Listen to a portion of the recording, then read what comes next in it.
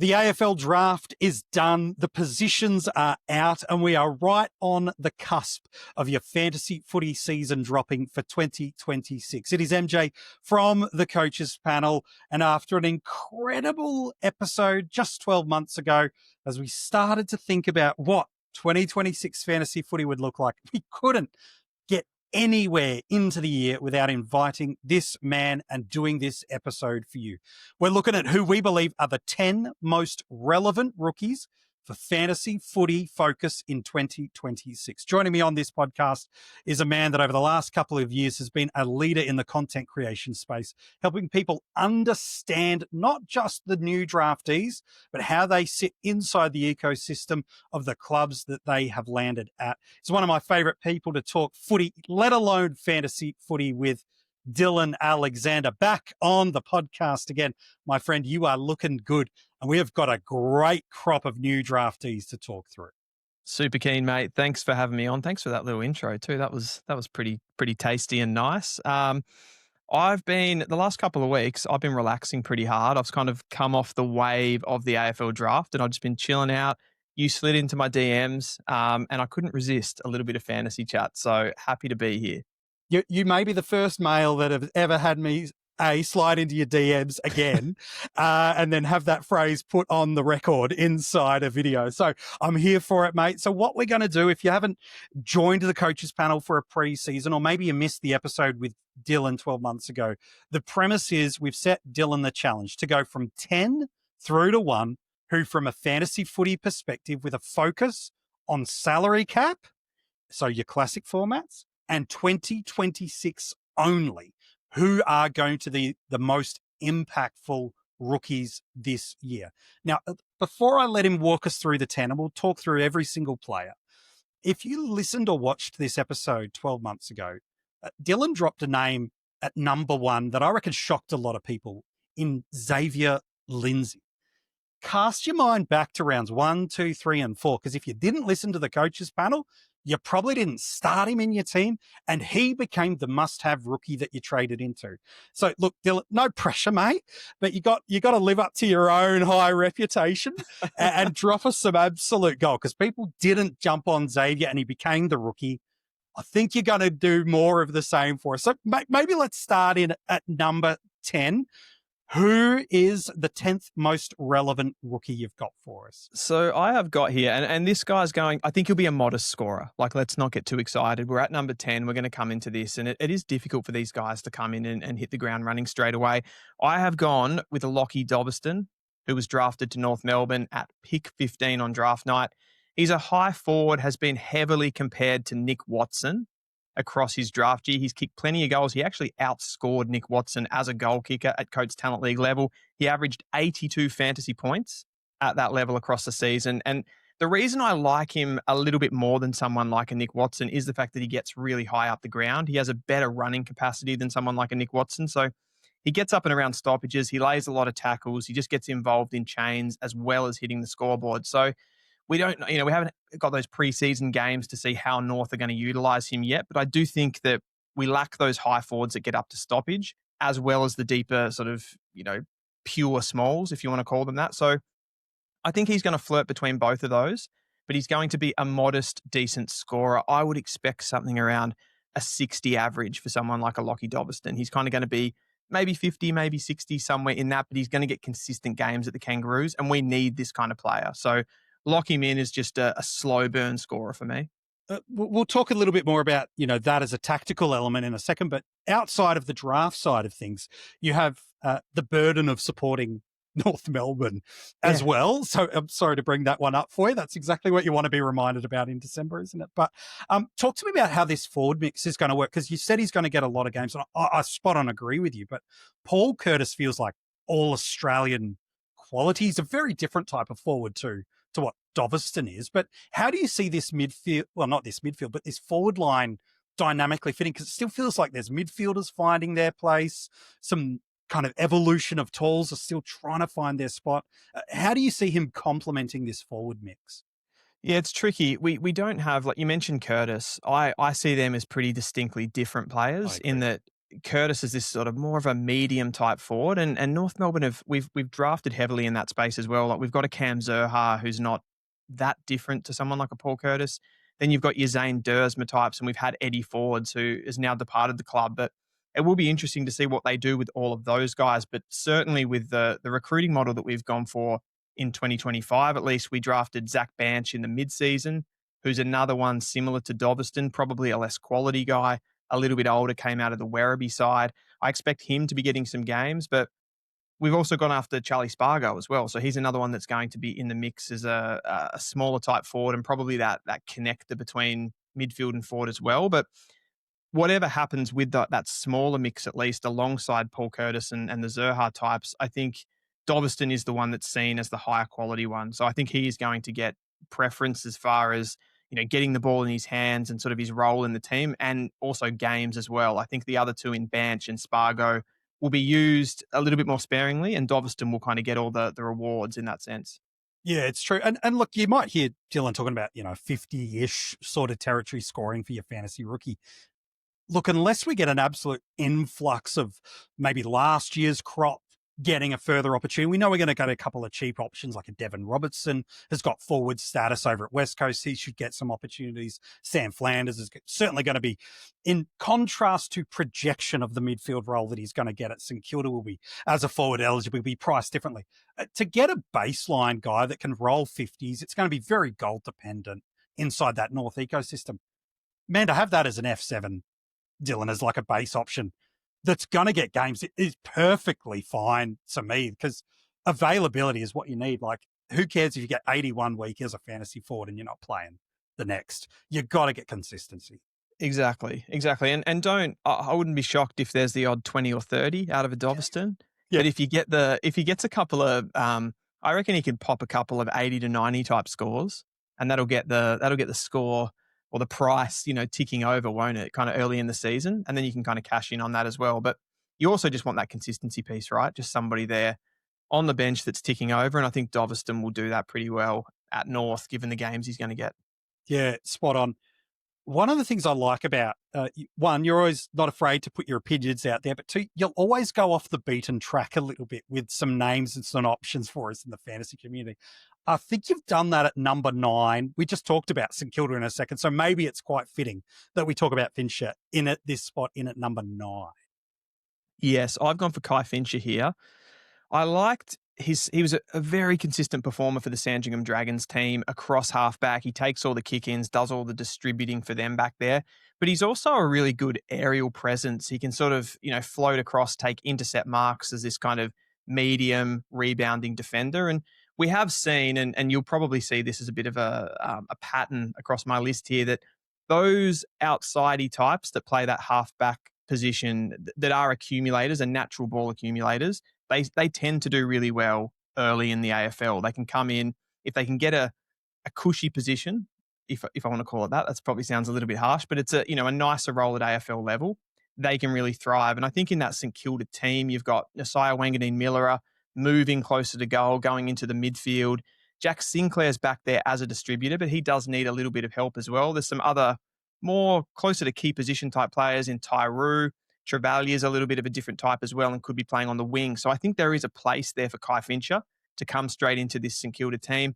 They were really, really keen to go after him in the draft and make sure they had the points there to match him as an NGA. They really wanted to get hold of him. So I think this one really works for the Saints, and he could be a ready-made, slot straight into that halfback line, and he'll get the ball in his hands. I mean, there is always that danger with someone like Fincher. He's a little bit of a later draft pick. Does he get his way into the team early enough? I think that's still, the jury's still out on that, but I think he could do really well, and he's flexible enough as a player to play different positions.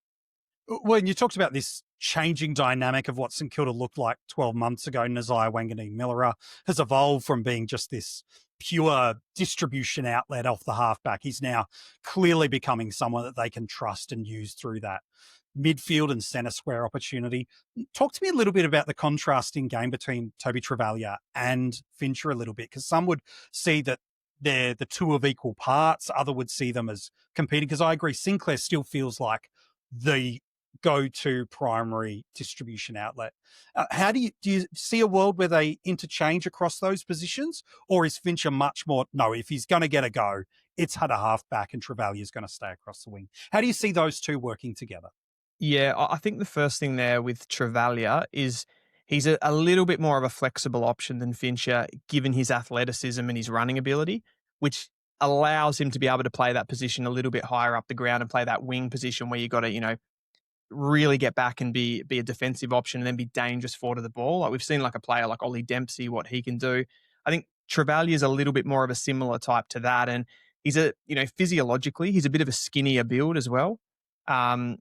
Someone that's certainly more suited to those outside roles like a wing. Whereas I think Finch is a little bit more hardened in the body. He's, lower center of gravity, a little bit more rotund in his physiology. And I think we saw him play VFL this year for the Sandringham Zebras, and he came straight in and he has that leadership behind the ball where he can really kind of direct traffic, and he wants and demands the ball, even off older players at the Zebras like he did. So I think he's a little bit different. I think Travaglia is a little bit more raw, suited to those higher roles, suited to running roles, and Finch is more of a general, that guy that just, sits in behind the ball, can take a few marks, but also really distribute and command players. So the leadership potential of him coming into a side straight away, I think he'll be really valuable as well for the Saints.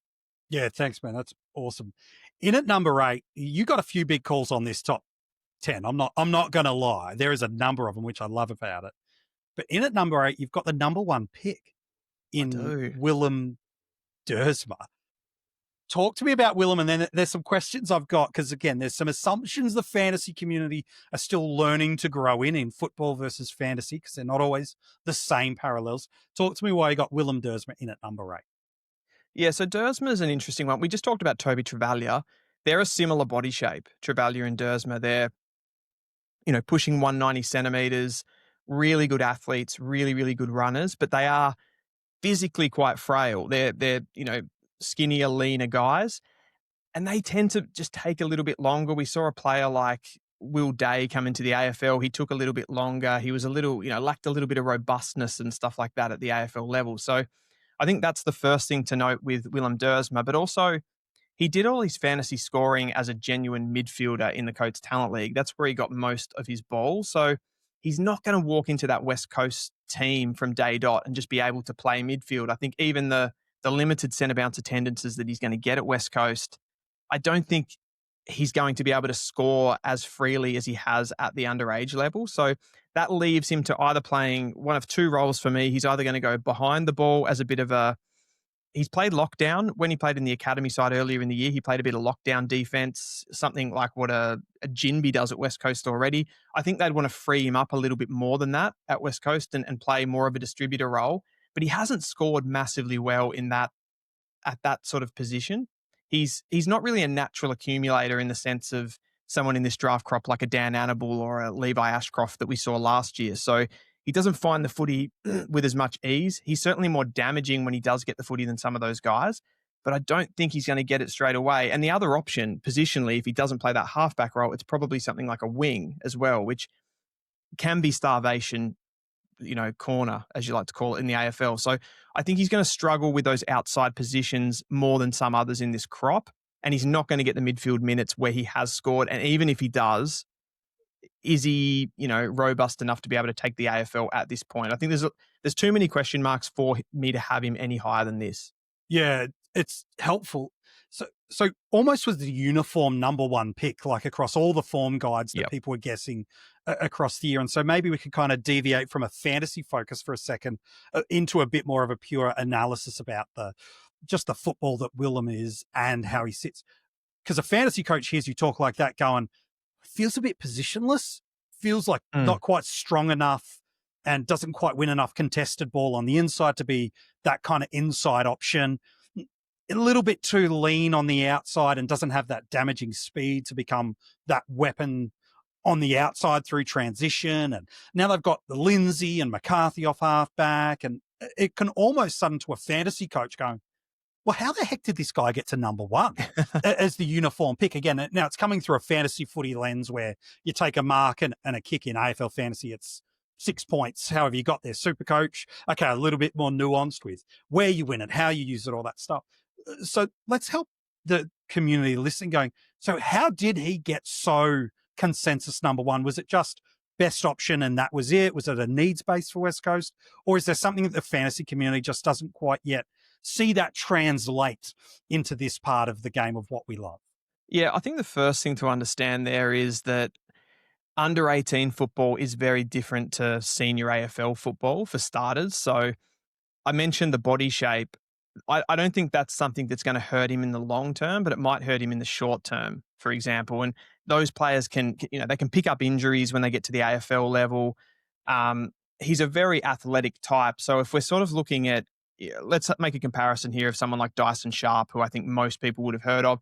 He's this kind of, big-bodied inside midfielder that can win those contested possessions. He's a man already at 18 years of age, where Duursma's a lot more frail, skinnier, just an inability to take those big hits that he's going to get at AFL level, particularly playing in the midfield. So where Duursma is seen and why he was considered such a high talent is really those, like the athleticism of him. He's 190 centimeters. He can run, he can jump. He tested at the combine about a 2.91 second 20-meter sprint, which is absolutely elite. He ran a sub 6 minute 30 2K time trial. So he's got a really nice balance of elite speed and elite endurance. He's aerial. He can float across the ground and take marks and work over his opponent.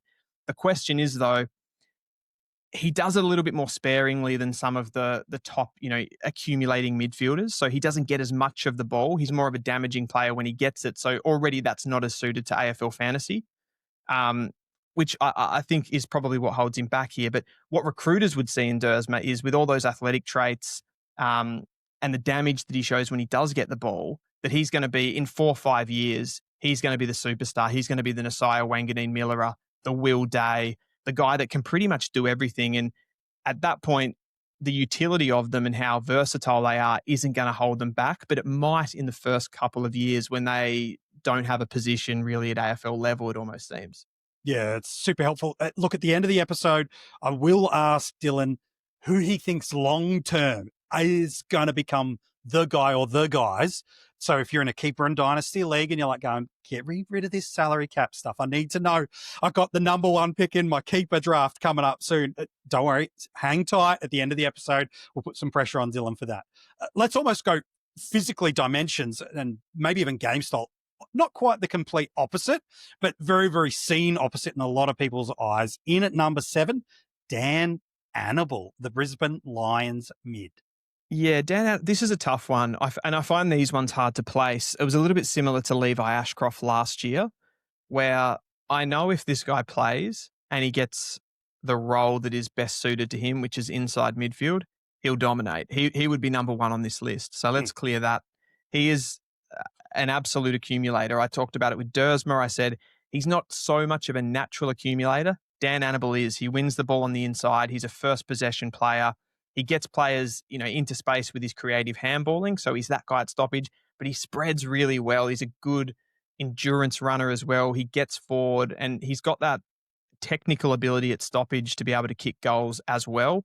I would make a similarity or a player comparison with someone like a Caleb Sarong, how he's that kind of, smaller, low center of gravity midfielder that gets his hands on the ball first at stoppage and then spreads really well to get the ball on the outside. So perfect player for fantasy, but how does he get into that Brisbane midfield? That is the big question here. I didn't think Levi Ashcroft would be able to get as many minutes in the midfield as he did. That was more later in the season, and he had to come in off a half-forward flank.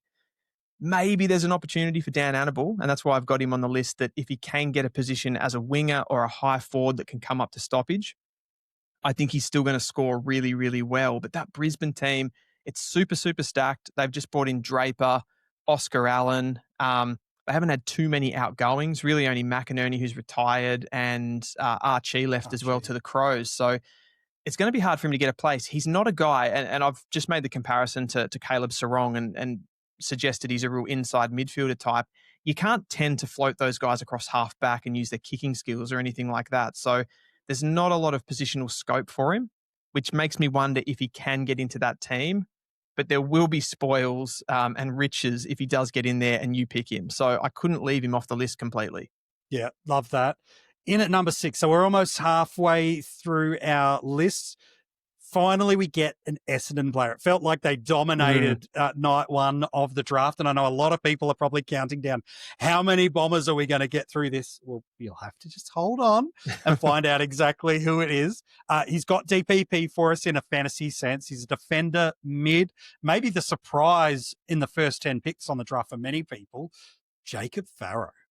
Jacob Farrow. So Jacob Farrow is I don't know what to call him exactly. He's a big-bodied mid, but he's done most of his play this season across half-back, whether he was playing at waffle level, national champs. He kind of thrived behind the ball as an interceptor at that height, obviously 190 centimetres. He's an aerial threat.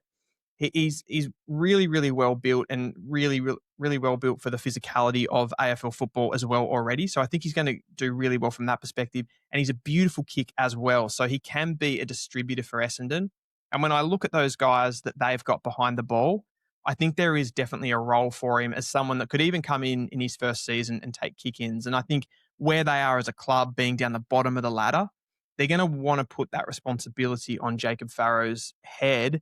And then he's going to have the opportunity to go into the midfield more in the short to long term. But expect with their midfield mix and wanting to get more kickers and ball users in there that he will get opportunity as well. So I think of all of the guys that Essendon drafted, this guy probably has the most upside for the long term and also positional flexibility to be able to, fulfill other roles and still score really well. So I like this one at number 6. Yeah, I do too.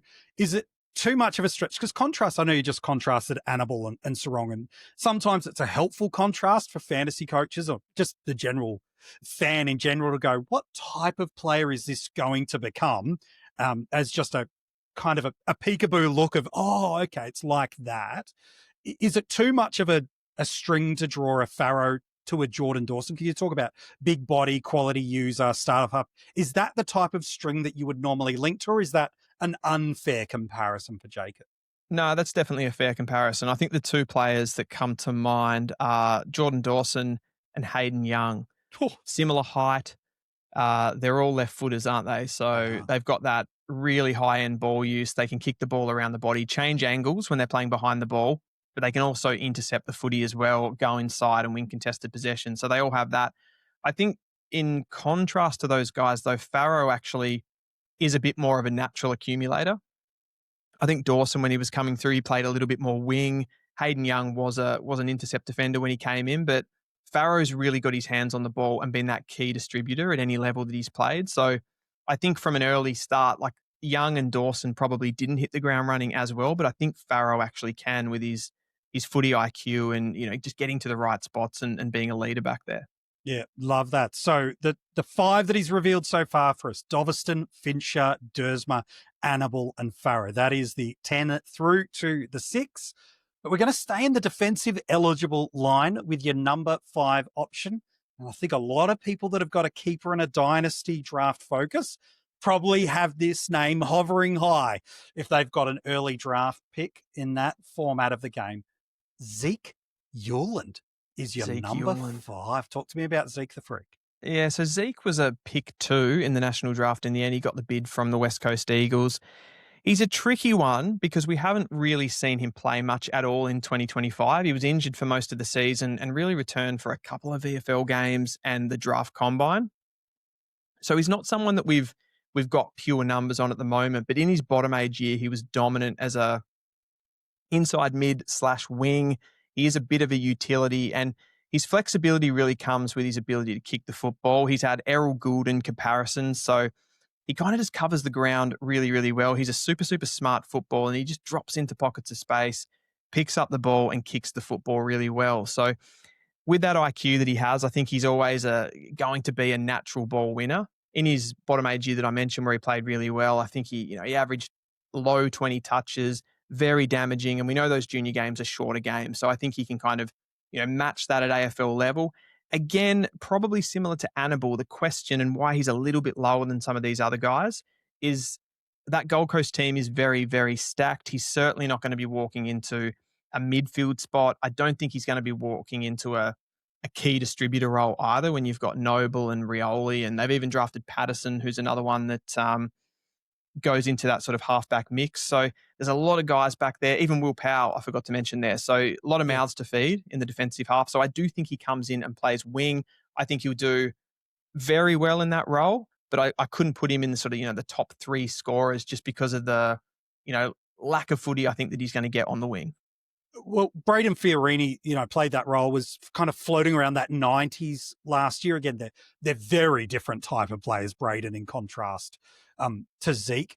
But it does feel like he's going to float into that team. But then you've got these other guys we've talked about with you. I think even 12 months ago, we talked about these guys on the episode. We've got like a Rogers and a Lombard. Again, I know these are very different type of guys too, but how do they fit all these guys into the squad, let alone you look at a fantasy footy market share of how this all kind of works? I know it feels like Zeke's the lay down misere in a lot of people's mindsets because high accumulator, quality user, great runner. It just feels like he's going to trend into Goulden, which I don't know if I love the contrast. I see it, but I don't love as the contrast. Is he just that straight in and bypasses the Rogers and Lombard? I know they're very different, but does he just leapfrog them with his quality? I think he does, and it's because of his flexibility. Yeah. So the fact that he can come in, as you said, you mentioned, it's a really good point that you just made there, that he is a natural replacement for a Fiorini on the wing, where I don't think Leo Lombard or Jake Rogers suit that role as well. They're probably going to be a little bit more victim to the fact that they brought in Christian Petrarca. Yeah. So you've got Petrarca there, you've got Bailey Humphrey there. They're similar types to that in a way. I know they can both probably play midfield, but they're really only going to be used as depth options. Maybe they come in and fill that vacant Flanders role, take up some of his centre bounces, but I don't think they're going to get a real predominant role, those guys, where Zeke could play a wing role. He could play across halfback. He could play as a high forward as well if needed. So I think his flexibility is kind of the weapon that he gets there. It's not necessarily that he's higher quality than those guys, but just the added flexibility that he offers, I think, in the kicking will be a real value piece for Damien Hardwick. And it is crazy though, like just on a broader discussion, the fact that they were able to bring in 5 academy players in this draft. Again, they matched on all of them. There's going to be, if you're an opposition team, you'd have to be looking at those guys and what you could get them for in the next couple of seasons, because they got some serious quality that aren't even getting games at AFL level. Yeah, it's so true. It does feel like, as much as, the generic football fan goes, how dare you, get all these people with picks in the 20s and 30s, the blessing will come in 2 to 3 years' time as they're coming out of contract and be able to go. It's what happened to the Giants 10 years ago, right? All of a sudden, there's no room for these quality youngsters that are coming through all of a sudden. And the Suns keep who they want, keep populating that draft hand, and almost have like a 6-year cycle of draft who we want, develop who we want, keep who we want, flip them for the asset we want, and we'll go back to it. Just feels like that cycle. We saw it this season almost, running in parallel with bringing in these players. Like they lost Sam Flanders, they lost Connor Buderick. They're pretty high quality players that have just basically, like Flanders is really only left because he's not getting that, absolute predominant midfield role, right? So it's kind of already starting to happen to them. Yeah, it's a really good shout. Let's hit your top 4. And I reckon people are starting to count down through the names and then going, we're running out of spots. So the names that people might have been thinking, oh, this guy's there, this guy's there, this guy's there for sure in Dylan's top 10. They're starting to go, oh no, there's 1, maybe 2, maybe even 3 that are starting to fall out, which means who the heck does he have in there? And I reckon at number 4 might be one of those first few that people are going, oh, I'll just mark that down in my coaches panel black book. Heading to the Hawks, midfield eligible, Jack Dalton. This one's interesting, mate. This one it's a big if.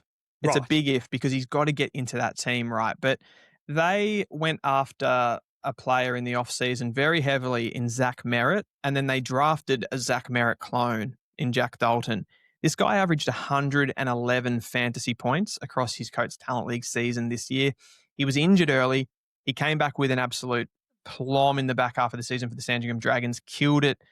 It pretty much gets 30 disposals every time he plays, and it's really off the back of his running ability. He did a 5:55 2K time trial, smashed everyone in the combine. So he's an elite runner, good speed as well. He just nips around the ground, drifts into pockets of space, takes plenty of +6s.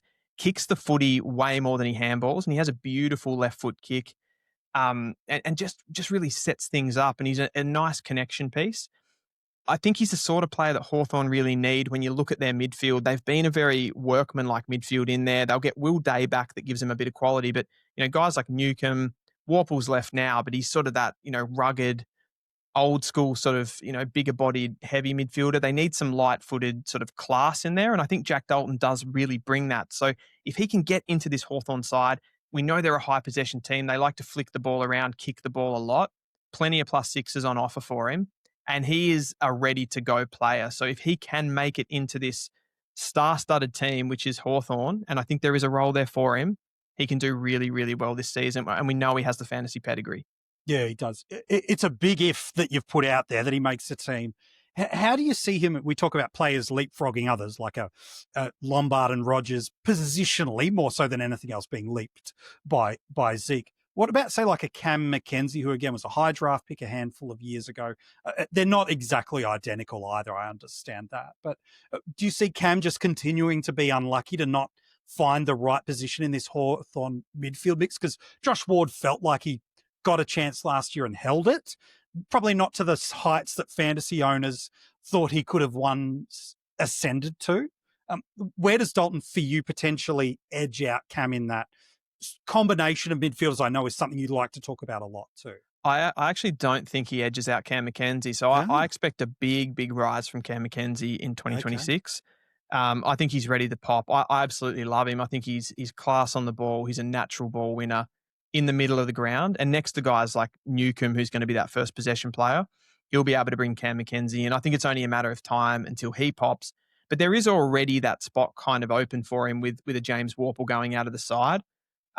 Will Day is going to be in there as well. I expect Jack Dalton, though, to actually play more of an outside role. And he's done that this season anyway. He's able to score in outside positions because of that elite running ability.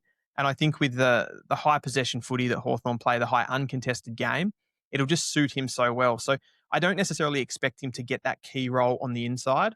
I just think he's going to score really, really well on the outside, much like Xavier Lindsay did last year for Melbourne in those opening rounds before he got injured. I think Dalton has the ability to do it because of his footy smarts and running ability. It's quite apt that you talk about a Lindsay, because that's who you've got at number 3 of your list. I do a different flavored Lindsay. A different flavored Lindsay. Talk to me about Josh. Where does Josh, and why does he sit at number 3 for you? He's an interesting prospect. He was really highly rated at the beginning of the year. He had some big performances in big games.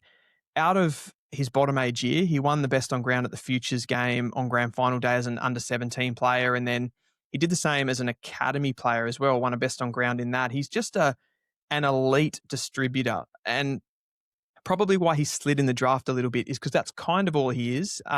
He probably doesn't have that athletic upside and, ability to sort of explode out of the back half or anything like that, like someone like a Dylan Patterson in this year's draft where he's a bit of a torpedo coming off the back half.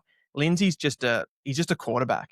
He receives the ball, he scans the field, and he hits kicks in the middle of the ground, uses that left foot, changes angles. So he's really suited to the modern game, but a very specific skill that he offers.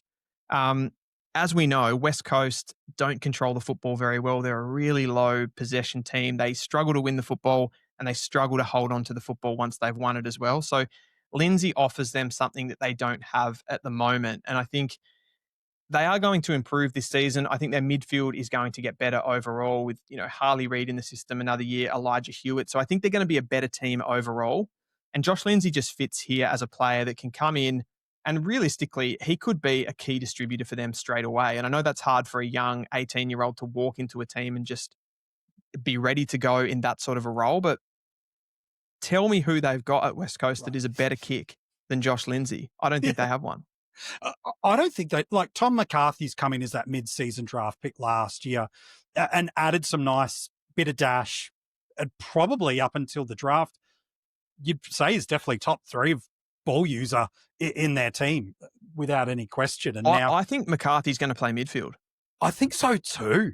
And that's the thing. Like I look at this combination of side, I think Elijah Hewitt's got some nice power about him, but it really is a Harley Reid midfield to own. Like, I'm bullish on what he could become from a fantasy prospect, let alone the achievements that is long heralded from a junior, let alone to what he's going to become. I actually think McCarthy becomes, like you've talked a lot about archetypes of midfielders, and again, giving language to nuances that either fantasy coaches haven't been able to articulate or help them understand things that go, oh, that's what recruiters mean when they're looking for different shapes and dimensions. It does feel like McCarthy offers some speed and some skill set that a Reed specifically, who's clearly the centerpiece of this rebuild, I think he goes into the inside mid, maybe not round one, but I think that's where he's destined for over the short to long term. I agree. I think if you want a bit of a player comparison for McCarthy and how he can be used, I'd look to someone like a Max Holmes for the Cats, someone that has that bit of a dash and can just kind of carry the ball for you and be a meters gain player. You need those guys that are, in a way, like arc to arc midfielders. They can get from contest to contest and really just drive the ball for you. And, Harley Reid and Hewitt, they're going to be sort of exploding out of the middle of stoppage, but you need that receive player that's going to carry the ball as well. And I think he can do that. It opens up a lot of, flexibility to a player like Lindsay, who can really set them up off halfback, in a position that they haven't had for a long time. And in just a pure fantasy sense, like halfback for bad teams, and I use that term inverted commas from where the ball is living, which is still going to be heavily in the Eagles' defensive half, is just a fantasy football goldmine for anybody, let alone a cash cow like Lindsay, where the ball's just going to hibernate there. Picture this, like round one, the opposition's kicked 25 points and Lindsay's had 17 kick-ins. That's kind of, that's what can happen. Yeah, it's so true. No, I'm bullish on that. Like, this is on not just rookie that you put on the bench that spins some money over and pops the odd 50s to 80s sort of score. This is right now the type of rookie you can put on field and go, if he's got that role that we can watch and observe through the preseason, lock this sucker on the field. It is exactly how I could see this trending. Again, we'll see what the value pops through the year, who's getting roles. But to me, this is one of those rookie defenders that I go, on field, Josh, lock it away. I'm there. Two more to go, mate.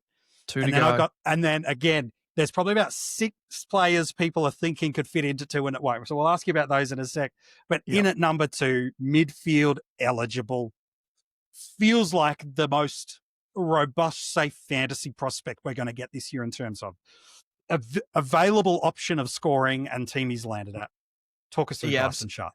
Absolutely. Dyson Sharp from South Australia just absolutely dominated this top age year, probably more than anyone ever has, or at least as much as anyone has in, modern football, really. He was just incredible, captained that South Australian team. And I think this is people talked about the weaknesses of Dyson Sharp across the season, but you've kind of got to look at just the things that he's really good at, just getting his body into the right position at stoppages, being a first hands player, using the probably lack of athleticism that he has, but still being able to push and push and push and get into the right positions, go forward, kick goals. He's just a workhorse and a mental animal, really, just with the questions that he was able to consistently answer about his own football across the season. I was so impressed with.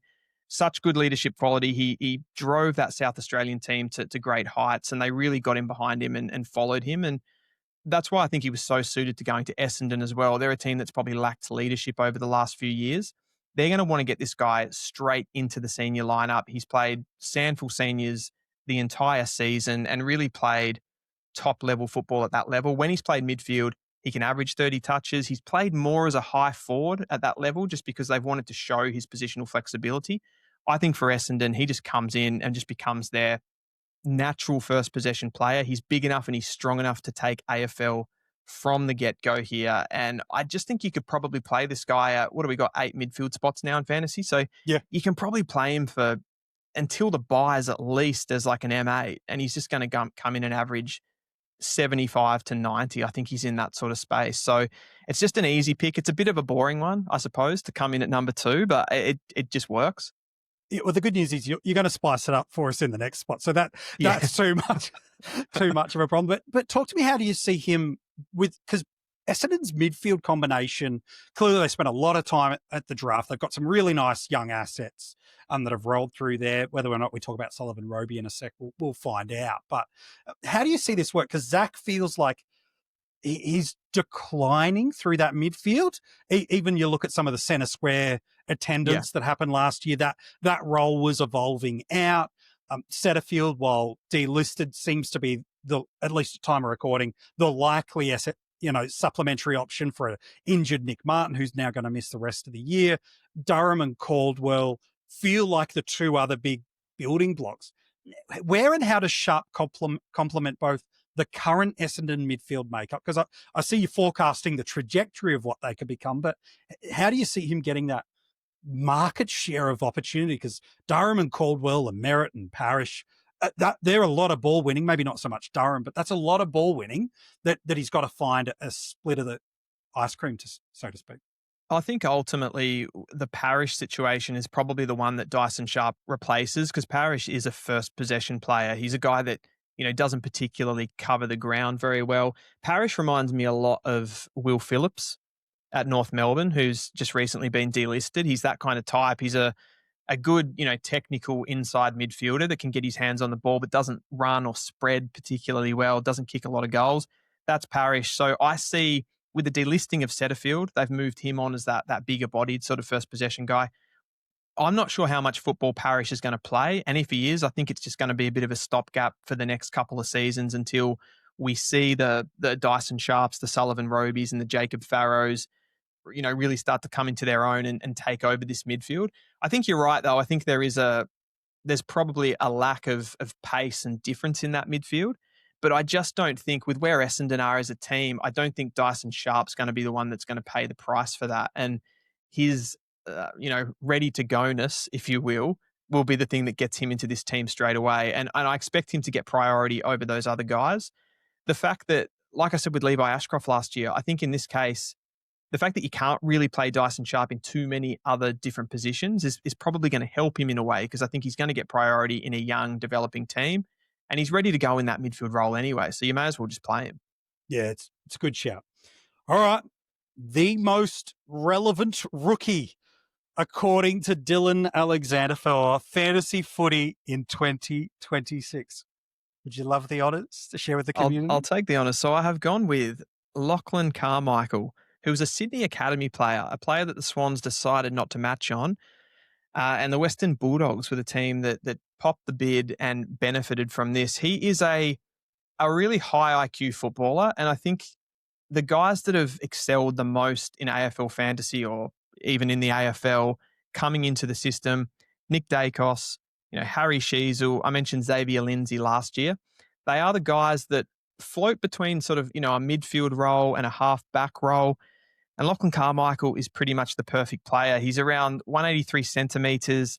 He just dominates the ball. He played for the Allies across the national champs and just found the footy with ease. Very, very high IQ. He dictates and he's very metronomic from the back half with his distributing skills. He averaged 27 disposals and 8 marks in the Talent League across the season. He averaged 25 disposals and 5 marks in the national championships and was one of the best players for the Allies. And when you look at that Western Bulldogs side, they've definitely gone after halfbacks in things like mid-season drafts. They picked up a Selwood in the mid-season, but he wasn't able to get into the team. They've got JJ, who's been delisted across the off-season. Lockie Bramble played 23 games last season. Oscar Baker played 9 games last season. They just don't have that natural accumulating halfback, the guy that can dictate, take on difficult kicks. Like I mentioned with Josh Lindsay, I think he would be a perfect fit in here as well. But Carmichael, with his balance of accumulation, dominating the ball, distributing, and just setting up the team from halfback, I think he is just the perfect guy to walk into this Western Bulldogs side, come in, dominate the ball, and just sort of surprise everyone, because he was only taken, it was around pick 19 or 20 on draft night. So not the guy that you would expect to be in this number one position, but he's just got all the skills to be able to do it and walk straight into a team that dominates the ball. Let's not forget, Western Bulldogs love to get their hands on the footy. I think he's going to do so well. And the only thing that can probably stop him, and the only slight flag here, is that they also picked up Connor Buderick. I think his position is still up in the air a little bit. Is he going to be a smaller type forward player? Is he going to be a running halfback? He's going to be around the mix. But Carmichael is a bit higher quality than someone like a Buderick. So I think he's going to get he's going to get the the front position there when it comes to distributing out of the halfback for the Dogs. Him and a Bailey Dale combination to take the game on. Again, they're very different types of players in the type of way they take the game on. I love that combination as a 1-2 punch for them. I know the Bulldogs' defensive line is probably the one area of the ground that people keep poking holes, and to a degree, rightfully so, has been kind of the Achilles heel for them. But I love Carmichael for this spot. And they've got a pretty good history of jagging Sydney NGA / father sons and turning them into pretty decent players for them. I'm alluding to Josh Dunkley, by the way. Good shout. So I think I really like this one for people. And again, it feels like a massive swerve for the sake of a top 10 countdown list, but legitimately, this is the guy that's got the fantasy chops in the fantasy team, and he's just built for the vacancy that's in this side right now. I think as well too, when people talk about the Western Bulldogs and they say that they can't stem opposition scoring quickly, teams can put a lot of score on them. I think that stems from their inability to be able to control the ball off halfback. They can't do a Brisbane and flick into these modes where they get guys kicking off the half-back line. They're all run and gun and no control. And I think Carmichael brings that control. He's not a Bailey Dale where he's, like you mentioned, that they're different players.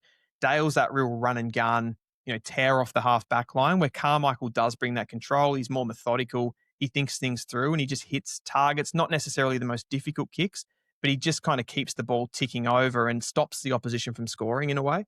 Yeah, it's a really good contrast. So your 5-1 is Uwland, Dalton, Lindsay, Sharp, and Carmichael. Can I ask you about 3 players before we hit your long-term keeper spot again? If you're drafting on the keeper and dynasty platform, you're thinking, who's going to be the guy that if the number 1, 2, 3 pick, or maybe at the back of the first round, you're like, all right, who is everybody going to forget that I can maybe just jag the best fantasy prospect in 5 years' time? So that'll be the premise. So you can just let that bad boy marinate in the background. But I reckon there's definitely 2 names that people were like, MJ, if I was a betting person, I would have put at least 2 of these 3 names in your top 10. So talk to me about a couple of these guys. Patterson at the Suns was probably someone I reckon a lot of people might have thought, just based on how he performed at the lower levels of football, would have been in your top 10. I don't need you to defend why he's not good enough, because I think his time is going to be a perfectly good footballer. But what was for you that made you go, I found it hard to put him inside your top 10? With Patterson for me, and I mentioned it when I talked about Uwland as well, it's just the quality of player that already exists in that Gold Coast side. Dylan Patterson, across the entire under-18 season, he never really played a position outside of half-back. He's got to get into that team ahead of John Noble, Dan Rioli, and Will Powell. There's a possibility that he does get some amount of game time in that side at some points when there's injuries and stuff like that. But I just found it difficult to see him being in that side consistently.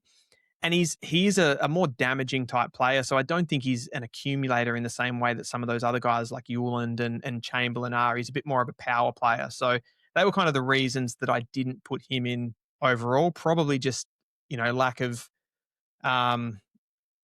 lack of positional flexibility in a way to be able to get into that strong Gold Coast side. Yeah, it's a tough halfback / distribution space to get into for sure. Is it a similar contrast for a Sullivan Roby for you? Again, someone that I think a lot of people would have looked at Sullivan and gone, he was exceptional at what he did at Eastern Rangers. I remember watching one of his games and just, you see him from like 100 meters away, you're like, oh, there's Sullivan. Like you figure it's him straight away with just that dynamic power and speed and craft through the midfield. But what made you, again, same sort of thing. None of these are bad players. Like most of these are top 10 picks there. But what made you for Sullivan? Because he's going to get opportunity, you would suspect, again, through a rebuild of Essendon. What made him just slide out of the list for you? Yeah, absolutely. I think for Sullivan, he's going to be really important to this Essendon midfield in the long term. But in the short term, I don't really see him moving off, say, a high forward position or even playing as like a third tall kind of marking option. He's 192 centimeters, so he can be a target man. He played a lot of football in that sort of, marking forward type role. So I probably in the short term for the Bombers see him playing that until he kind of gets into the game a little bit more and, does a couple of preseasons. So it's more of a timing thing. And generally speaking, I think the only forward that I've got in this group is Dovaston at number 10, who I just think has a really clear role at North Melbourne. Whereas I've probably just found a little bit more ambiguity around what Sullivan Roby is going to do at the Bombers, which forced me to leave him out. If he was playing a full-time midfield role, he'd certainly be considered. That type of player too, that kind of more, bigger-bodied, explosive type midfielder, they tend to be a little bit more damage per position as opposed to accumulation. So I don't necessarily see him as even though he was at junior level where he dominated, at AFL level, I don't necessarily see that type of player as being a good fantasy option. Yeah, it makes total sense. The last one I ask you about is Xavier Taylor. I've got a mate who goes for Melbourne. I don't think I've seen him that happy in my life. The first time I saw him after the draft, just absolutely smiling and grinning from ear to ear. Again, these more defender tall types, we historically try to navigate our way from in fantasy because they're either playing more accountable roles, need those intercept marks to be able to generate a score. But a few have contrasted that or maybe not contrasted, implied that he could become an inside midfielder over time. Is it again for you as simple as they don't really need him in that midfield opportunity? He's going to learn the craft down back, and as a result, just isn't quite ready yet to sit in the top 10? Is that where you see it becoming? Yeah, I think the midfield thing is probably something that happens in, 3, 4, 5 years' time. So I don't think there's a role for him there. Or not that there's not a role for him, but I think they will ease him into a hybrid sort of defensive role where he's, getting a bit of football off the halfback flank, but also locking down on players. I would suspect that his fantasy output could mirror someone like a Luke Trainer from 2024. I think he's going to play that type of role at the AFL level. So, whether that snuck him into the top 10, maybe, Luke Trainer might have been in the top 10 in the end as a fantasy option, and Xavier Taylor would have been around the mix, but he's slightly more of a lockdown option, I would say, than a Luke Trainer. So I think he'll be cusp of top 10, but just didn't sneak him in the end. Yeah, no, I like it, and fair enough too. I've stalled enough for you to be able to get your long-term option again. The keeper and dynasty community is like, I got to fast forward to 52 minutes. Yes. Who do you think? I'm only going to have one. You can have one unlucky if you want it. But if you could say long-term, 5 years' time, where 2030, let's give it a time frame, heading out of 2030, who of this crop, and they can be out of the top 10, so it doesn't have to be only the top 10, but who do you go in by 2030? This is the guy that I think will become the fantasy superstar of this entire crop. Who have you got and why? I've changed my mind, actually, as we talked about this a little bit off air, and I threw some names at you. I was leaning towards Jacob Farrow on that sort of Jordan Dawson comparison, someone that's so suited to the modern game with his kicking and his physicality, ability to mark the ball, contested mark the ball, and accumulate. I think Farrow could be that guy. But on second thought and thinking through it, I think I might go for a Sam Cumming, who was drafted to Richmond. I think it was pick 7 in the end. There's a lot to like about this guy. I don't think you're going to get the consistent massive seasons from him in the same way that a player like Isaac Heaney took a long time to become fantasy relevant. But this guy is just, the way that he attacks the ball, his contest stuff, it reminds me of like Matty Rao, George Wardlaw. It's almost like they've got a bit of a screw loose when they're going after the ball. Just, kamikaze at the footy. And I love that part of his contest game. But he's such a good, outside runner as well. He's got elite speed. So he's got that breakaway sort of explosiveness like a Wardlaw. But he's quite tall as well. He's about 186 centimetres and he can leap. So he can take marks inside forward 50, similar to an Isaac Heaney. So he's just got so much positional flexibility. His balance of being a midfielder and being a forward is awesome. And it's probably something that's going to hold him back in the next few years because I think he'll probably play more forward at AFL level when he first starts. But once this guy becomes a full-time midfielder and he improves his sort of endurance running and stuff like that, I think he's going to be unstoppable, this guy. I think he could be the best player in this draft in 5 years' time. So Sam Cumming, just love the way that he attacks the footy and goes about it. Love it. Love it. Love it. There you go. Keeper and Dynasty coaches. Pocket that one away. It may not go the number one pick unless they're a coaches panel listener. Otherwise, see if you can jag yourself something at 3 or 4 because you won't slide too far down your Keeper and Dynasty redrafts. Hey, mate, an absolute privilege talking footy, let alone fantasy footy with you. You've given us some brilliant rookie names that we're going to be able to stash away, get ready to go as we get close to the formats starting to open. You've been knocking out the content for the last couple of years over on YouTube. What have you got planned for us coming for season 2026? Yeah, we've got a lot coming through. I've been doing some work with Jesse at True Footy. So we've got like a weekly live stream that we do, Footy from the Flat. So that'll be happening again in 2026. We'll be smashing that out. Plus my channel, I neglected my own channel a little bit because we were sort of doing some other projects. So next year's going to be a big year, I think, for both those channels. Dylan Alexander Follows Draft and the True Footy channel is where you'll find me. So yeah, big year ahead, big year planned. So can't wait. Looking forward to it. If you haven't had a chance to connect with Dylan, we'll put all the links for both of those channels in the description of this episode. So trust me, friend, fantasy favor or not, you want to be following what Dylan is doing on his own channel, let alone with True Footy. Like, they do watch-alongs, they do some great analysis pieces of stuff. Genuinely, 2 channels, you've got to subscribe. Make sure you do those things. We've got the link in the description of this episode. Well, those are the 10 most relevant rookies. And there is a ton of stuff rolling through from the coaches panel this December. Not only can you go back and watch or listen to this episode anytime you like, we're about to drop our team reveals for SuperCoach and AFL Fantasy once those formats open up, our best 22 options for those 2 formats. And I've got the predictions of who I think are going to be the top 6 defenders, mids, well, 8 of them, the top 2 rucks, and the top 6 forwards across both those positions. So plenty of content rolling through from the coaches panel. And then from January 1, the 50 most relevant.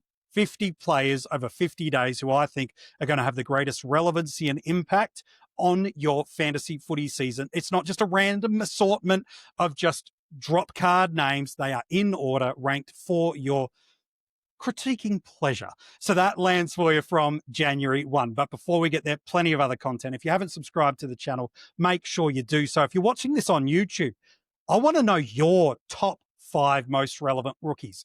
Do you agree with Dylan? Or have you got a different list? Would love to see your list. Hey, friend, thanks so much for tuning in. We hope you're having a fantastic start to your 2026 preseason. And there's plenty of content coming from Dylan and the coaches panel in 2026.